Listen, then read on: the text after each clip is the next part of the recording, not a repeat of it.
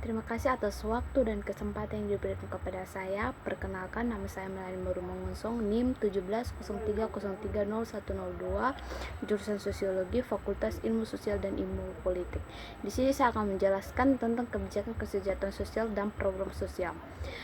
Dalam istilah kesejahteraan sosial berbicara pada sifat kolektif masyarakat. Semua warga adalah bagian dari banyak sistem, dan mereka menggabungkan sistem untuk membentuk masyarakat yang lebih besar. Misalnya, seorang adalah bagian dari keluarganya, sekolah, tempat kerja, dan kelas sosial. Setiap orang juga didefinisikan dengan identitas yang berbeda, seperti kebijakan, ras, jenis kelamin, agama, kemampuan fisik dan mental, orientasi seksual, dan usia. Kesejahteraan adalah kondisi keseimbangan moral bagi orang-orang. Pemeliharaan kesejahteraan masyarakat adalah ranah kebijakan sosial. Kebijakan kesejahteraan sosial adalah respon kolektif terhadap masalah sosial. Kebijakan melibatkan asumsi suatu posisi, tetapi posisi itu tidak selalu memerlukan tindakan. Itu dapat menjadi upaya habis-habisan untuk menghilangkan masalah sosial atau pilihan untuk mengabaikan masalah sosial. Misalnya, dari tahun 1983 hingga 1990, pemerintah federal sama sekali tidak memiliki kebijakan publik terkait dengan penyakit AIDS. Meskipun penyakit ini telah ditulis sejak tahun 1983 bahwa pemerhatian nasional terhadap telah meningkat, tidak ada undang-undang federal yang diberlakukan hingga 1990. Program kesejahteraan sosial adalah produk dari kebijakan kesejahteraan sosial, sebagaimana disebutkan sebelumnya. Program kesejahteraan sosial yang menyentuh kita semua adalah jaminan sosial. Program ini dimulai sebagai tanggapan atas kondisi ekonomi dan kondisi ekonomi yang melemah, yang merupakan masa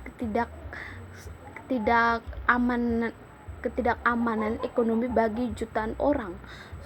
Sesuatu harus dilakukan untuk memperbaiki ketidakseimbangan di daerah ekonomi dan menyediakan semacam tingkat dukungan ekonomi bagi orang-orang.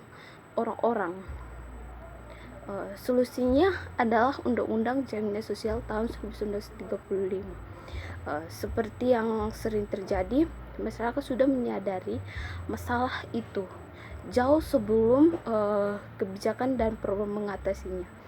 Puluhan tahun berlalu sebelum asumsi sosial ditegakkan pada tahun 1935, kekuatan undang-undang pemerintah menciptakan jaringan keamanan berkode sosial. Hasilnya adalah dasar dari program jaminan sosial dan bantuan masyarakat. Meskipun contoh ini disederhanakan, ini menunjukkan proses yang melalui kepribadian sosial menuntut pada program-program kesejahteraan sosial. Memahami sistem kesejahteraan sosial adalah memperoleh kekuasaan untuk mempertanyakan, mendukung perubahan, dan membuat keputusan yang baik mengenai kehidupan orang-orang. Jika Anda mengetahui kekuatan dan kelemahan program sosial, Anda dapat merencanakan masa depan Anda dengan lebih baik. Pada dasarnya, pekerjaan sosial dan etika profesional berkaitan dengan kesejahteraan semua anggota masyarakat.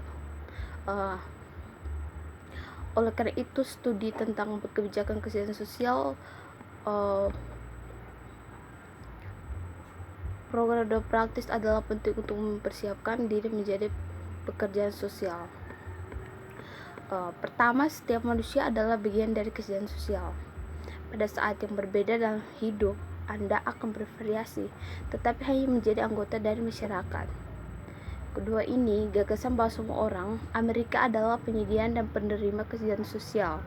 Setiap kali Anda membayar pajak, ditahan sehingga pemerintah dapat membayar untuk menyediakan layanan setiap tahun.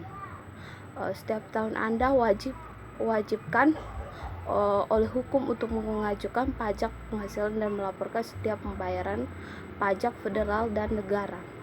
Setiap pembeli yang dilakukan menuntut pembayaran pajak penjualan yang menyediakan dolar untuk membayar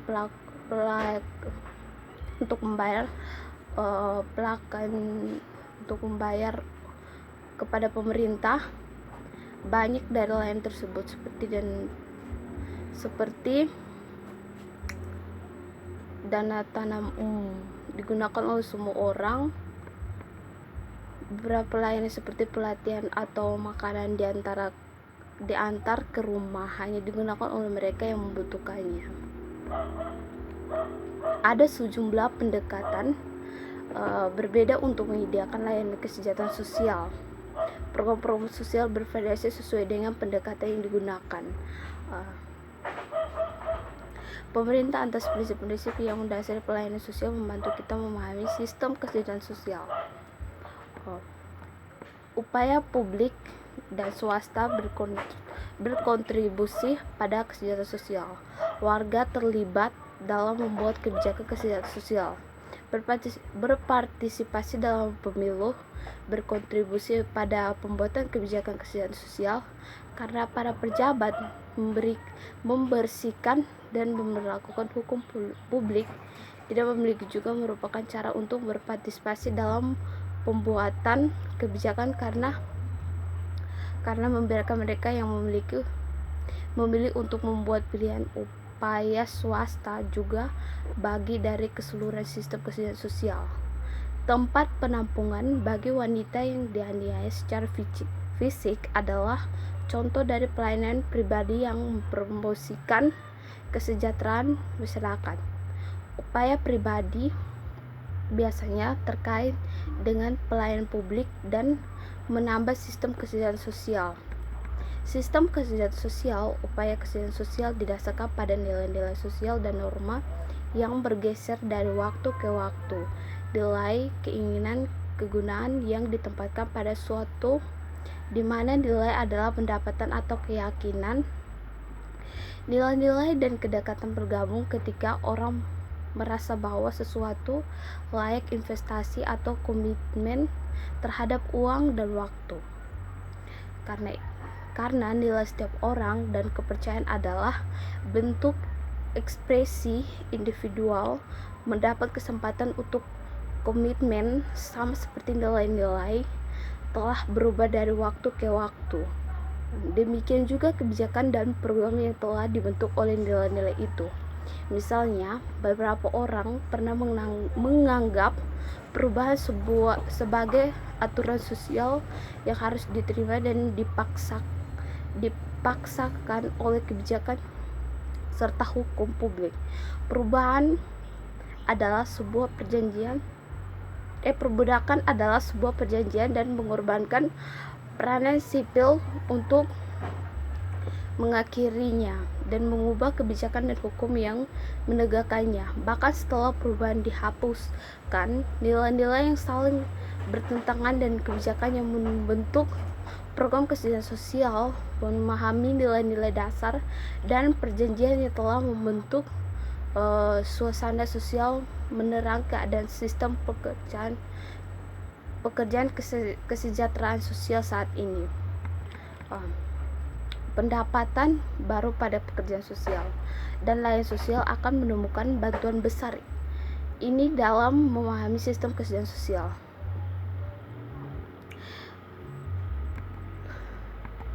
Pentingnya keadilan sosial dan hak-hak sipil dibahas. Alat-alat diperlukan untuk menganalisis kebijakan dibahas, diikuti oleh bidang-bidang utama kepedulian sosial.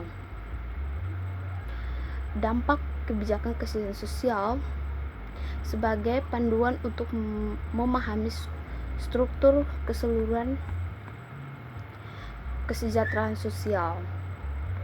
Dalam hal terminologi, kita perlu berhati-hati. Sistem kata menyarankan seperangkat kebijakan dan program yang tersusun standarisasi dan kohesif ini jauh dari realitas pelayanan sosial. Di Amerika Serikat, jaringan layanan sosial mencakup berbagai program berdasarkan kebijakan yang berbeda yang dikembangkan selama puluhan tahun, seringkali tanpa kohesif atau koneksif. Manusia adalah anggota dari kelompok sosial, politik, budaya, dan ekonomi yang berbeda.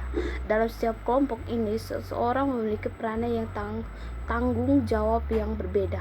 Oleh karena itu, setiap orang harus menavigasi suatu jaringan sosial yang rumit. Idealnya, pelayanan akan berjalan mulus, tetapi kenyataan tidak. Demikian halnya nilai dan prioritas dalam setiap ranah bervariasi, dan konflik, misalnya pada tingkat individu, peranan seseorang sebagai orang tua mungkin bertentangan dengan peranan sebagai karyawan.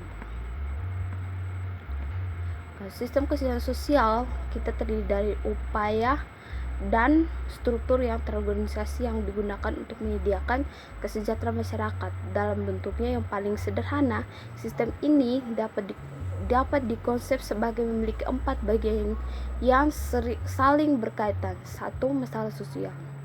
2. Tujuan kebijakan. 3. Program perundang-undangan dan regulasi. 4. Program kesejahteraan sosial. Sistem kesejahteraan sosial dimulai dengan mengidentifikasikan isu-isu sosial. Begitu sebuah isu diakui sebagai kekhawatiran sosial, tujuan kebijakan harus